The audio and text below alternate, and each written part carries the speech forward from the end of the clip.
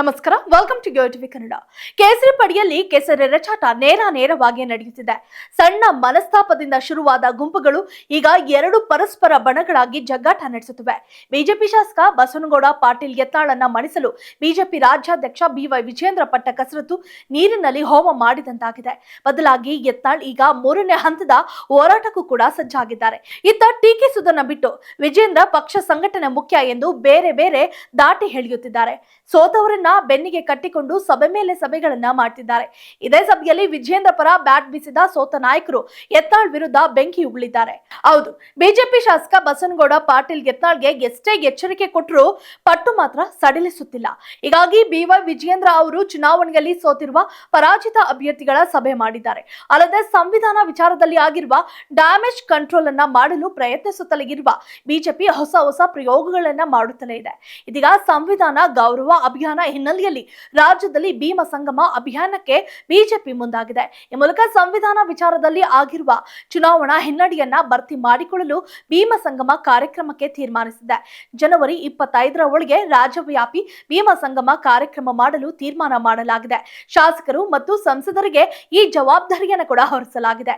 ಇಲ್ಲಿ ಯತ್ನಾಳ್ ಪಾತ್ರ ಏನು ಎಂಬುದು ಪ್ರಶ್ನೆಯಾಗಿದೆ. ಈ ವೇಳೆ ಮಾತನಾಡಿರುವ ಮಾಜಿ ಸಚಿವ ರೇಣುಕಾಚಾರ್ಯ ಯಡಿಯೂರಪ್ಪೋತ್ಸವವನ್ನ ಮಾಡ್ತೀವಿ ಅಂತ ಕಡ್ಡಿ ಮುರಿದಂತೆ ಹೇಳಿದ್ದಾರೆ.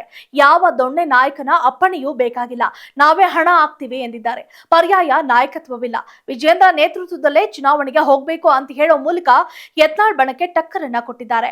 ಕಾಂಗ್ರೆಸ್ ವಿರುದ್ಧದ ಹೋರಾಟದಲ್ಲಿ ಒಗ್ಗಟ್ಟು ಕಾಯ್ದುಕೊಳ್ಳಬೇಕು, ಹಾಗೆಯೇ ಭೀಮ ಸಂಗಮ ಕಾರ್ಯಕ್ರಮವನ್ನ ನಡೆಸುವ ಅಗತ್ಯತೆ ಬಗ್ಗೆ ಕೂಡ ಹೇಳಿದ್ದಾರೆ. ಆದ್ರೆ ಬಿಜೆಪಿ ರಾಜ್ಯಾಧ್ಯಕ್ಷ ಸ್ಥಾನದ ಚುನಾವಣೆ ಸಮೀಪಿಸುತ್ತಿರುವ ಹೊತ್ತಿನಲ್ಲಿ ಬಿವೈ ವಿಜೇಂದ್ರ ತಾಲೂಕು ಮತ್ತು ಜಿಲ್ಲಾ ಪಂಚಾಯಿತಿ ಚುನಾವಣಾ ಸಿದ್ಧತೆ ಹೆಸರಿನಲ್ಲಿ ಪಕ್ಷದ ಪರಾಜಿತ ಅಭ್ಯರ್ಥಿಗಳ ಸಭೆ ನಡೆಸಿರೋದು ಮಾತ್ರ ಕುತೂಹಲ ಮೂಡಿಸಿದೆ. ಸುಮಾರು 4 ಗಂಟೆಗಳ ಕಾಲ ನಡೆದ ಈ ಸಭೆಯು ಅಚ್ಚರಿ ಮೂಡಿಸಿದೆ. ಅಲ್ಲದೆ 3 ತಿಂಗಳಿಗೊಂದು ಈ ರೀತಿ ಸಭೆ ಮಾಡಿಸುವ ಭರವಸೆಯನ್ನು ಕೂಡ ಬಿವೈ ವಿಜೇಂದ್ರ ಹೇಳಿದ್ದಾರೆ ಎಂದು ಮಾಹಿತಿ ಕೂಡ ಬಂದಿದೆ. ಅದರಂತೆ ಇನ್ನು ಹಲವು ಸಮಯದ ಬಳಿಕ ಇಂದು ಬಿಜೆಪಿ ಸಭೆಯಲ್ಲಿ ಪಾಲ್ಗೊಂಡಿದ್ದ ಮಾಜಿ ಸಿಎಂ ಬಿಎಸ್ ಯಡಿಯೂರಪ್ಪ ಪರಾಜಿತರನ್ನ ಉದ್ದೇಶಿಸಿ ಮಾತನಾಡಿ, ಪರೋಕ್ಷವಾಗಿ ರಾಜ್ಯಾಧ್ಯಕ್ಷ ಸ್ಥಾನದಲ್ಲಿ ವಿಜೇಂದ್ರ ಪೂರ್ಣಾವಧಿಗೆ ಮುಂದುವರಿಕೆ ಮತ್ತು ಭಿನ್ನಸ್ವರ ಎತ್ತುವವರ ವಿರುದ್ಧ ಹೈಕಮಾಂಡ್ ಶೀಘ್ರ ಕ್ರಮ ಕೈಗೊಳ್ಳುವ ವಿಶ್ವಾಸ ವ್ಯಕ್ತಪಡಿಸಿದ್ದಾರೆ ಎಂದು ಹೇಳಲಾಗುತ್ತಿದೆ. ಈ ನಿಟ್ಟಿನಲ್ಲಿ ಮಧ್ಯೆ ಸಭೆಯ ಬಳಿಕ ಮಾಜಿ ಸಿಎಂ ಯಡಿಯೂರಪ್ಪ ಮತ್ತು ಬಿಜೆಪಿ ರಾಜ್ಯಾಧ್ಯಕ್ಷ ಬಿವೈ ವಿಜೇಂದ್ರ ಪರಾಜಿತ ಅಭ್ಯರ್ಥಿಗಳ ಜೊತೆ ಕುಳಿತು ಆತ್ಮೀಯ ಮಾತುಕತೆಯಲ್ಲಿ ತೊಡಗಿದ್ದು, ಪಕ್ಷದಲ್ಲಿನ ಪ್ರಸಕ್ತ ಸನ್ನಿವೇಶಗಳ ಹಿನ್ನೆಲೆಯಲ್ಲಿ ಗಮನ ಸೆಳೆದಿದ್ದು. ಮತ್ತೊಂದು ವಿಚಾರ ಅಂದ್ರೆ ಇದೇ ಸಭೆಗೆ ಶ್ರೀರಾಮುಲು, ಕುಮಾರ್ ಬಂಗಾರಪ್ಪ, ಸೋಮಶೇಖರ್ ರೆಡ್ಡಿ, ಮಾಧುಸ್ವಾಮಿ ಗೈರು ಹಲವು ಚರ್ಚೆಗೆ ಗ್ರಾಸವಾಗಿದೆ.